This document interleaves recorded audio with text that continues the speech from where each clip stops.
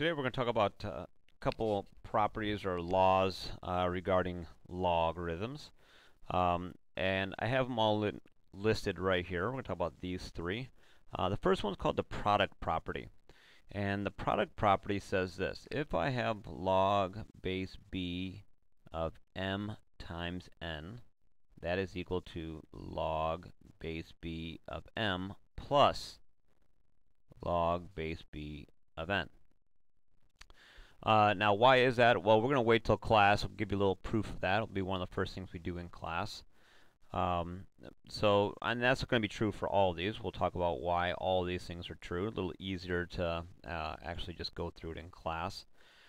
Quotient property says if I have log base b of m over n, that is equivalent to log base b of m minus log base b of n.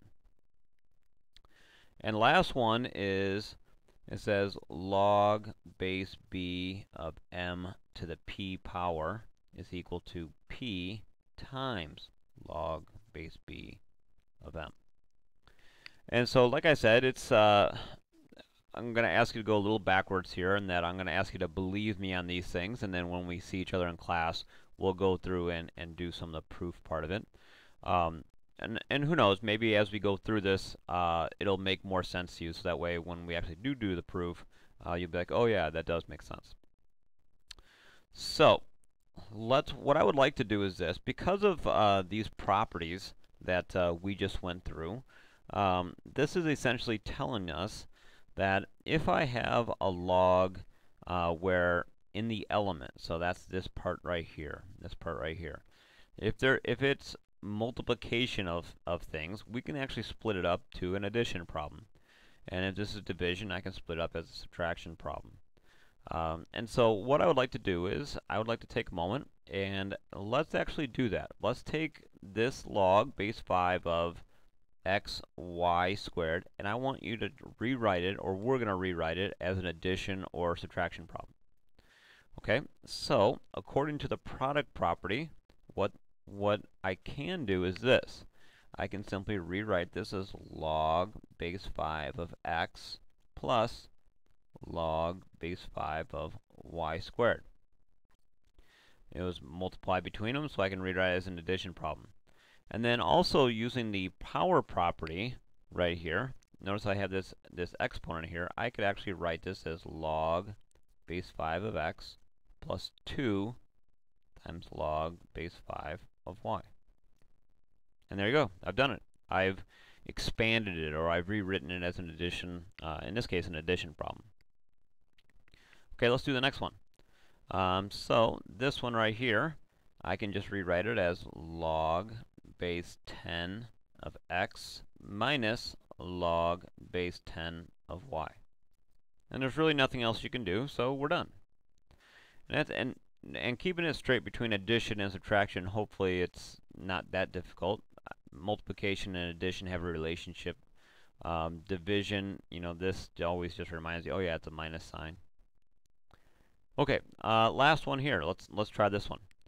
Log base 4 of all that stuff. So what I would do is this.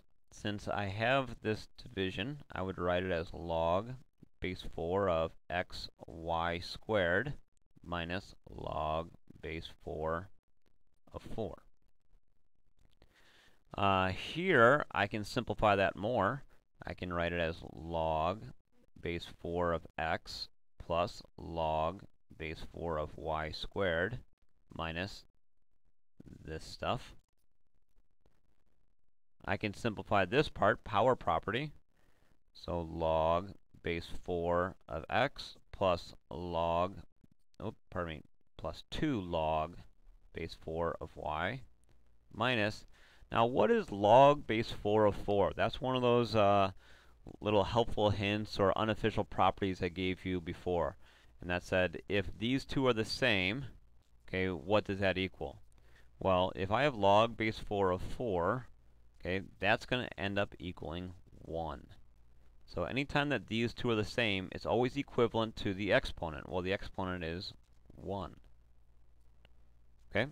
So there's nothing else I can do. I'm done. I've simplified this. I've written it as a sum, or in this case, a sum and a difference. And so there you go. And that's something that we'll do more of, I promise. But you should be able to write, or you should be able to expand these, okay, the way we did. Okay. Next, given that type of expansion that we did right there, I would like to take a look at some of these. And what I'm going to tell you is this. The log base 10 of 5 is equal to this. Okay, if you were to use your calculator, which we haven't done a whole lot of calculator stuff yet, but if you were to actually figure out log base 10 of 5, it equals this, and log base 10 of 7 equals that. So given that information, what do these things equal? Well, that might seem like a pretty tough task, but it actually using this idea that we did up here, we could actually figure out what these all equal pretty accurately. So how could we do that? Well, let's see. When I look at this first one, I notice that 35 is the same thing as 5 times 7. And I also know that by the product property, I could rewrite this as log base 10 of 5 plus log base 10 of 7. Well, I know what log base 10 of 5 is. It equals this. So I could just write it as 0.6990. And I also know what the log base 10 of 7 is. It says right there, 0.8451. So I can actually go through and figure out what those things are. So I would just take my calculator, and I would add up sorry, I'm actually trying to do my calculator here, 0.6990 plus 0.8451, and I get 1.5441. So there you go. That's exactly what log base 10 of 35 equals. Okay, so now that you kind of got the trick to this, let's see if we can do a couple more of these. All right, log base 10 of 490. All right. Well, let's see. Well, 7 times 5 doesn't equal 490, so obviously that little trick is out the window. But let's kind of think about this. I see 49 in there, and there's a relationship with 7.